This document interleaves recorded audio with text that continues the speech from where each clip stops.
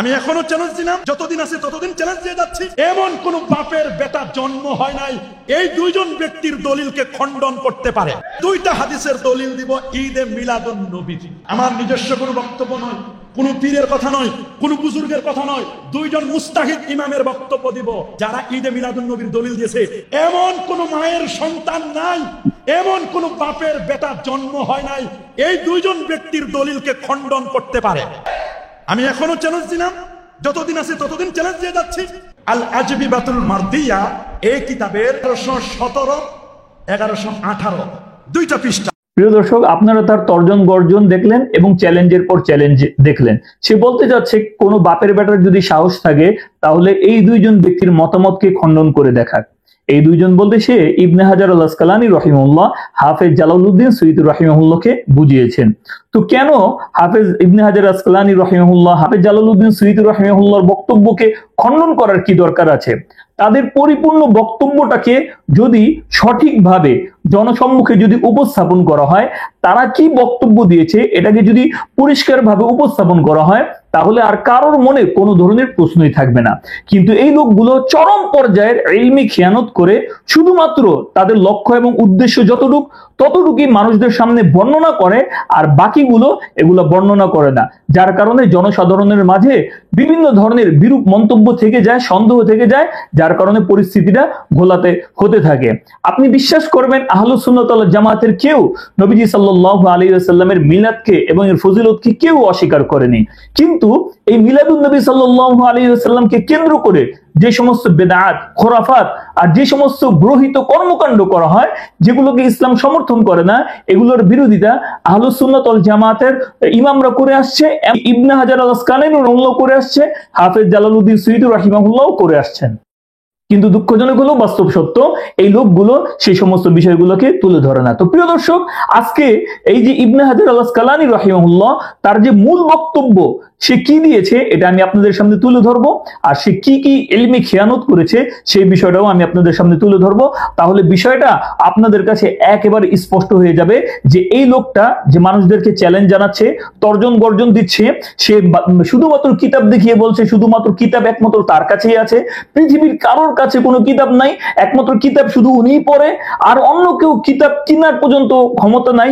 এই ধরনের যে অহংকার অহমিকা করে বক্তব্য দেয়, এগুলোকে আজকে আমরা খণ্ডন করার চেষ্টা করব। তো প্রিয় দর্শক, উনি যে কিতাবটার নাম বলেছে এটার নাম হচ্ছে আল আজউবিবাতুল মারদিয়া ফিমা সুইলা সাখাওয়ি আনহু মিনাল আহাদিসিন নাবওয়িয়া। এই কিতাবটার 1116, 17, 18, 19, 20 মোট 4 পৃষ্ঠার মধ্যে এই ঈদে মিলাদুন নবী সাল্লাল্লাহু আলাইহি ওয়াসাল্লাম সম্পর্কে হাফেজ সাখাওয়ি রাহিমাহুল্লাহ আলোচনা করেছেন।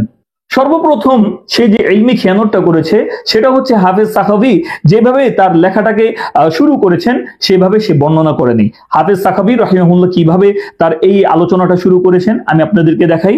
সেখানে লেখা আছে, সুইলতু আন আসলি আমালিল মাউলিদিশ শরীফ, আমাকে প্রশ্ন করা হয়েছে নবীজি সাল্লাল্লাহু আলাইহি ওয়াসাল্লামের জন্মদিনের আমলের সম্পর্কে। ফাআজাবতু, আমি উত্তর দিয়েছি, লাম ইয়ানকুল আন আহাদিন মিনাস সালফিস সালিহি ফিল কুরুনি সালাসাতিল ফাজিলাতি ওয়া ইন্নামা হাদাসা বা'দু, আমি উত্তর দিয়েছি আমাদের স্বর্ণ যুগের পূর্ববর্তী যে 3 যুগ আছে এই 3 যুগের কোন যুগেই এই ঈদে মিলাদুন নবী সাল্লাল্লাহু আলাইহি ওয়াসাল্লাম এটাকে পালন করা হতো না, বরং এটা সম্মানিত 3 যুগের পরে এটা আবিষ্কার করা হয়েছে। তাহলে যে সমস্ত ভাইরা বলে থাকে যে ঈদে মিলাদুন নবীর যে এই আমলটা এটা হচ্ছে একটা নব আবিষ্কৃত জিনিস, এটা পরবর্তীতে আবিষ্কার করা হয়েছে, এই বিষয়টা তার কিন্তু স্পষ্ট করা দরকার ছিল, কিন্তু সে কিন্তু এই বিষয়টা কিন্তু স্পষ্ট করে নাই। এটা হচ্ছে তার ইলমি খিয়ানত প্রথম নাম্বার। যাই হোক, পুরো 4 পৃষ্ঠার লম্বা চড়া আলোচনা, আমি মূল বিষয়টা এখানে তুলে ধরছি। তো সেই জায়গার মধ্যে সে দলিল দিয়েছে যে মুসা আলাইহিস সালাতু ওয়াস সালামের ব্যাপারে নবীজি বলেছিলেন আমি তার ব্যাপারে সবচেয়ে বেশি হকদার, তিনি রোজা রাখলেন এবং সাহাবায়ে কেরামদেরকে রোজা রাখার নির্দেশ দিলেন। এটার উপর ভিত্তি করে ইবনে হাজার আল আসকালানী রাহিমাহুল্লাহ তিনি বলেছেন যে নিয়ামতের শুকরিয়া আদায় করা দরকার। তো এটার উপর ভিত্তি করে এই যে ফাইস্তাফাদু মিনহু ফি'লু শুকরি লিল্লাহি তাআলা, যে আমরা আল্লাহ তাআলা শুকরিয়া আদায় কিভাবে করব, তাহলে এইটা ব্যাখ্যা ইবনে হাজার আল আসকালানী রাহিমাহুল্লাহ কিভাবে করেছেন আর তারা কি ব্যাখ্যা দেয় আপনাদের কাছেই ছেড়ে দিলাম, আপনারা বিষয়টাকে মিলাবেন। ইবনে হাজার আল আসকালানী রাহিমাহুল্লাহ তিনি বলেন যে নবীজি সাল্লাল্লাহু আলাইহি ওয়াসাল্লাম আমাদের জন্য সর্বশ্রেষ্ঠ নিয়ামত। নিঃসন্দেহে এই জন্য আমাদের শুকরিয়া আদায় করতে হবে। অবশ্যই আমরা এটা শুকরিয়া আদায় করি, তাহলে শুকরিয়া আদায়টা কিভাবে করতে হবে? ইবনে হাজার আল আসকালানী রাহিমাহুল্লাহ দেখেন সেই জায়গার মধ্যে শুকরিয়া আদায় করার পদ্ধতি লিখে দিয়েছেন। ওয়া শুকরু লিল্লাহি তাআলা ইয়াহসুলু বিআনওয়াইল ইবাদা কাসসুজুদ ওয়া সিয়াম ওয়া তিলাওয়া ওয়া আইয়ু নি'মাতিন আ'যামু মিনান নি'মাতি বিবুরুজি হাযান নবী সাল্লাল্লাহু আলাইহি ওয়াসাল্লাম ফি যালিকাল ইয়াউম। যে আমরা যে কোনো ধরনের ইবাদত বন্দেগী করতে পারি, আমরা সিজদা দিতে পারি, নামাজ পড়তে পারি, রোজা রাখতে পারি, তেলাওয়াত করতে পারি, যে কোনো ধরনের নেক আমল আমরা করতে পারি। শুকরিয়া আদায় স্বরূপ বেশি বেশি নফল নামাজ আদায় তো দূরের কথা, তারা ওই দিনের ফরজ নামাজটা পর্যন্ত আদায় করে না। লক্ষ লক্ষ মানুষ জশ্নে জুলুসের নামে, ঈদে মিলাদুন নবীর নামে একত্রিত হয়, দূর দূরান্ত থেকে আসে, তারা এই ফরজ নামাজটা ছেড়ে দেয়। জোহর, আসর, মাগরিব, ফরজ, ফজর এগুলো কোনো কিছুই তারা আদায় করে না। আমি যদি ফরজ নামাজ আদায় না করে এভাবে হাজার যদি মিলাদুন নবী পালন করি, এটা কি আমার কোনো কাজে আসবে? শুধু তাই না, তেলাওয়াতের কথা বলা হয়েছে শুকরিয়া আদায় স্বরূপ। তারা তেলাওয়াত করবে তো দূরের কথা, তাদের কোরআনে কারীমের তেলাওয়াতই সহি না। অনেক সুন্নি হাফেজরা কষ্ট করে মনে আক্ষেপ নিয়ে বলে যে আমাদের অনেক বড় বড় সুন্নি আলেমরা তাদের কোরআনে কারীমের তেলাওয়াত সহি না। এইভাবে করা দরকার। এই সমস্ত বিষয়গুলো স্পষ্ট না করে এটা চরম পর্যায়ের খেয়ানত করা হয়েছে। এটা হচ্ছে খেয়ানত নম্বর 2। আর 3 নম্বর ইলমি খেয়ানত, সেটা হচ্ছে ইবনে হাজার আল আসকালানী রাহিমাহুল্লাহ তার এই বক্তব্যের পর একেবারে স্পষ্ট করে দিয়েছেন, ওয়া আম্মা মা ইয়াত্তাবিউহু মিনাস সামাঈ ওয়াল লাহবি ওয়া গায়রিহিমা ফায়ানবাগি আন ইউকালা মা কানা মিন যালিকা মুবাহান বিহাইসু ইউআইয়িনু সুরুরা বিযালিকাল ইয়াউম ফালা বা'সা বিইলহাকি। যে বলা হচ্ছে এই মিলাদুন নবীকে কেন্দ্র করে কেউ যদি গান বাজনা, ঢোল, তবলা ইত্যাদির যদি আয়োজন করে, তাহলে যেগুলো মুবাহ বৈধ কাজ এগুলোকে আমরা সমর্থন করব। ওয়ামাহমা কানা হারামান আও মাকরুহান ফায়ামনাউ, যদি এগুলোর মধ্যে কোনো ধরনের হারাম কাজ, মাকরু কাজ এগুলো যদি যুক্ত হয়ে থাকে, অবশ্যই আমরা এগুলোকে নিষেধ করব।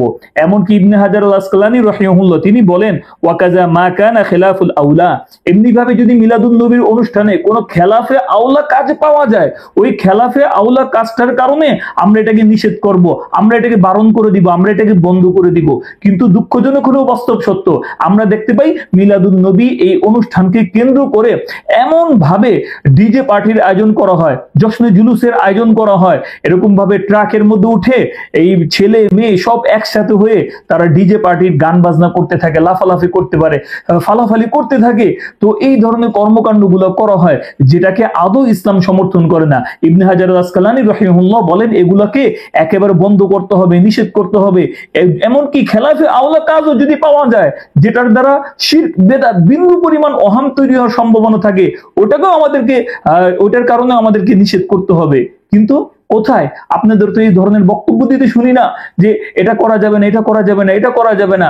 আপনারা তো কখনোই এগুলো বলেন না, আপনারা শুধু বলেন যে এটা পালন করতে হবে, যারা পালন করে না তারা হচ্ছে গুস্তাখে রাসূল। ইবনে হাজার আল আসকালানী রাহিমাহুল্লাহ এই বক্তব্যকে উল্লেখ না করে এই লোকটি 3 নম্বর ইলমি খেয়ানত করেছেন। 4 নম্বর ইবনে হাজার আল আসকালানী রাহিমাহুল্লাহ উনি বলেন যে নবীজি সাল্লাল্লাহু আলাইহি ওয়াসাল্লাম মিলাদ উদযাপন আমরা কিভাবে করব এখানে স্পষ্ট বলে দিয়েছেন। ক্বালা শাইখুনা সুম্মা ইয়ামবাগি আন ইয়াতাহাররাল ইয়াওমা বিআইনিহি ওয়া ইন কানা উলিদা লাইলান ফালিয়াকুন শুকরু বিমা ইউনাসিবুল লাইল কাল ইতআম ওয়া ইন কানা ওয়ালাদা নাহারান ফাবিমা ইউনাসিবুহু কাসসিয়াম ওয়া লা বুদ্দা আন ইয়াকুনা যালিকাল ইয়াওম মিন আদাদি আইয়ামি যালিকা আশ-শাহরি বিআইনিহি হাত্তা ইউতাবিকু কিসসাতা মূসা আলাইহিস সালাম ফি ইয়াওমি আশুরা ওয়া মান লাম ইউলাহিজ যালিকা লা ইউবালি বিআমালিল মাউলিদ في أي يوم من الشهر بل توسع قوم فنقلوه إلى يوم من السنة وفيه ما فيه। এরপর হাফেজ সাখাবী রাহিমাহুল্লাহ তিনি বলেন, আমাদের শাইখ বলেন, তারপর উচিত হলো নির্দিষ্ট দিনটির অনুসন্ধান করা। যদি তার জন্ম রাতে হয়ে থাকে তবে রাতের উপযোগী কাজ যেমন খাওয়ানোর মাধ্যমে কৃতজ্ঞতা প্রকাশ করা উচিত। আর যদি দিনে হয়ে থাকে তবে দিনের উপযোগী কাজ যেমন রোজার মাধ্যমে কৃতজ্ঞতা প্রকাশ করা উচিত। তাহলে এই জায়গার মধ্যে স্পষ্ট বলে দিচ্ছে নবীজি সাল্লাল্লাহু আলাইহি ওয়াসাল্লামের জন্মকে যদি আপনি রাত্রিবেলা ধরেন, তাহলে এই রাত্রিবেলা শুকরিয়া আদায় করতে হবে খাবার খাওয়ানোর মাধ্যমে। গরিব, দুস্থ, অসহায়, ফকির, মিসকিন যারা আছে তাদেরকে আপনাদের খাবার খাওয়াতে হবে। কই আমরা তো এই ধরনের খাবার খাওয়ানোর আয়োজনের ব্যবস্থা দেখি না, বরং আমরা দেখি একটা তবারকের লোভ দেখিয়ে মানুষদেরকে সারা রাত্র বসিয়ে রাখা হয়, ফজরের আগে দিয়ে তাদেরকে তবারক দেওয়া হয়, বিরিয়ানির একটা প্যাকেট দেওয়া হয়, এগুলো নিয়ে তারা ঘরে চলে যায়, ফজরের নামাজটাও পর্যন্ত আদায় করে না। ইবনে হাজার আল আসকালানী রাহিমাহুল্লাহ তিনি বলেন, আর যদি এটা দিনের বেলা হয়ে থাকে তাহলে দিনের বেলা শুকরিয়া আদায় স্বরূপ আমাদের রোজা রাখা উচিত। কই ওই দিন তো কেউ রোজা রাখে না। যদি বলা হয় যে ভাই নবীজি সাল্লাল্লাহু আলাইহি সাল্লাম জন্মদিন উপলক্ষে তো রোজা রেখেছেন, যাকা ইয়াউমুন বুলিতু ফি ওয়া উনজিলা আলাইয়া ফি। এটা হচ্ছে এমন একটা দিন যেই দিনে আমি জন্মগ্রহণ করেছি, যেই দিনে কোরআন আমার প্রতি নাজিল হয়েছে। তাহলে সেই হিসেবে তো রোজা রাখার কথা দরকার ছিল। যখন রোজার কথা বলা হয় তখন এই ধরনের লোক যারা মিলাদুন্নবী পালন করে থাকে তারা বলে এটা তো ঈদের দিন, আর ঈদের দিন রোজা রাখা হারাম। এই ধরনের বর্হিত বেদাতি কর্মকাণ্ড তারা করে থাকে। তাহলে ইবনে হাজার আসকালানী রাহিমাহুল্লাহর কথার সাথে আপনাদের কথার কোথায় মিল হইল? তাহলে ইবনে হাজার আসকালানী যে কথাটা বলেছেন এই কথাটি আপনি জনসম্মুখে বর্ণনা করে এটা ৪র্থ নম্বর ইলমি খেয়ানত করেছেন। ৫ নম্বর যে ইলমি খেয়ানত করা হয়েছে সেটা হচ্ছে এই রাত্রিকে কেন্দ্র করে কোনো ধরনের মৌজু জয়ীফ এই ধরনের বর্ণনা করা যাবে না, এই ধরনের কোনো কিছু বলা যাবে না, কিচ্ছা কাহিনী এসব কোনো কিছুই করা যাবে না। হাফেজ সাখাওয়ী বলেন, ওয়া আম্মা কিরাআতুল মাউলিদি ইয়ানবাগি আন ইয়াকতাসিরা মিনহু আলা মা আওরাদাহু আইম্মাতুল হাদিস ফি তাসানিফিহিমুল মুখতাসাহ বিহি। যে এই মাউলুদিন নবীকে কেন্দ্র করে যে আইম্মাতুল হাদিসরা যে সমস্ত সহিহ সনদে যে সমস্ত হাদিসগুলো বর্ণনা করেছে এগুলা বর্ণনা করতে হবে। এরপর উনি শেষে দিয়ে বলেন, অকদ খতমা আলাইয়া বিরাদাতিন নবুয়্যা লিআন্না আকসারা মা বিআইদিল ওয়াআজ মিনহু কিযবুন ওয়া ইখতিলাফুন। তো এই ধরনের অনেক ওয়াইজরা নবীজি সাল্লাল্লাহু আলাইহি ওয়াসাল্লামের এই জন্মদিনকে কেন্দ্র করে এমন এমন কিছু কথাবার্তা বলে, এগুলো সব হচ্ছে মিথ্যা এবং বানোয়াট। বাল্লাম ইয়াজালুনা ইউলুদুনা ফীহি মা হুয়া আকবা ওয়া আসমাজ মিম্মা লা তাহিল্লু রিওয়ায়াতুহু ওয়া লা সামাউহু। বরং তারা এই ধরনের কিছু কিছু বর্ণনা বলে যেগুলোকে বর্ণনা করা এগুলা জায়েজ নাই, এগুলো শোনাও জায়েজ নাই। বাল ইয়াজিবু আলা মান আলিমা বুতলানিহি ইনকারিহিল আমরু বিতারকি কিরাআতিহি আলা আন্নাহু লা যাররাতা ইলা সিয়াকি যিকরিল মাউলিদি। বরং এই ধরনের জিনিসগুলো যেগুলো মৌজু বানোয়াট এই ধরনের বর্ণনাগুলোকে পরিত্যাগ করে দিতে হবে। পরিত্যাগ করে দিয়ে শুধুমাত্র বাল ইয়াকতাফি বিত্তিলাওয়া তেলাওয়াত ওয়াল ইতআম মানুষদেরকে খাবার খাওয়ানো, ও সাদাকা দান সদকা করা, ওয়া ইনশাদু শাইইন মিনাল মাদাইহ আন-নাবুওয়িয়্যা ওয়া যাহদাওয়িয়্যা শুধুমাত্র নবীজি সাল্লাল্লাহু আলাইহি সাল্লামের প্রশংসামূলক কিছু কবিতা এগুলা পাঠ করা যেতে পারে। কিন্তু এগুলোকে বাদ দিয়ে আমরা দেখি মিলাদুন নবীর যে মাহফিলগুলো যে হয় এই মাহফিলগুলোর মধ্যে যে পীরের বাসায় এই ধরনের আয়োজন করা হয় শুধু পীরের প্রশংসা করতে করতে সারা রাত্রি পার, শুধু নিজের পীরের প্রশংসা করতে করতে সারা রাত্রি পার। সেই জায়গার মধ্যে নবীজির কোনো জীবনী নিয়ে আলোচনা করা হয় না, কোনো সিরত নিয়ে আলোচনা করা হয়, নবীজির কোনো বিষয় নিয়ে আলোচনা করা হয় না।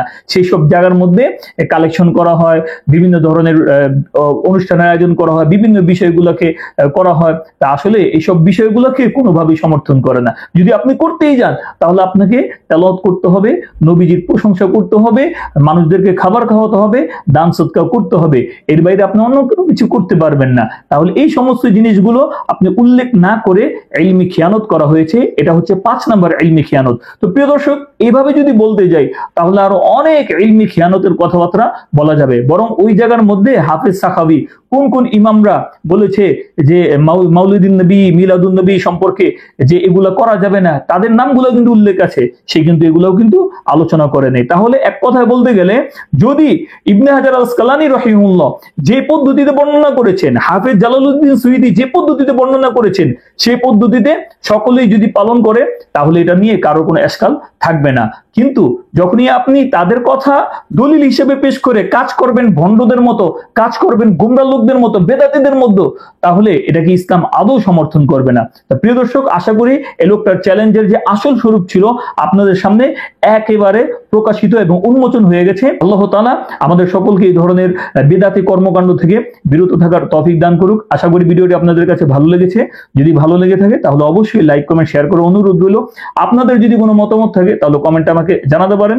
সেই পর্যন্ত আল্লাহ তাআলার কাছে দোয়া, আল্লাহ তাআলা আমাদের সকলকে ভালো রাখুক, সুস্থ রাখুক। আসসালামু আলাইকুম ওয়া রাহমাতুল্লাহ।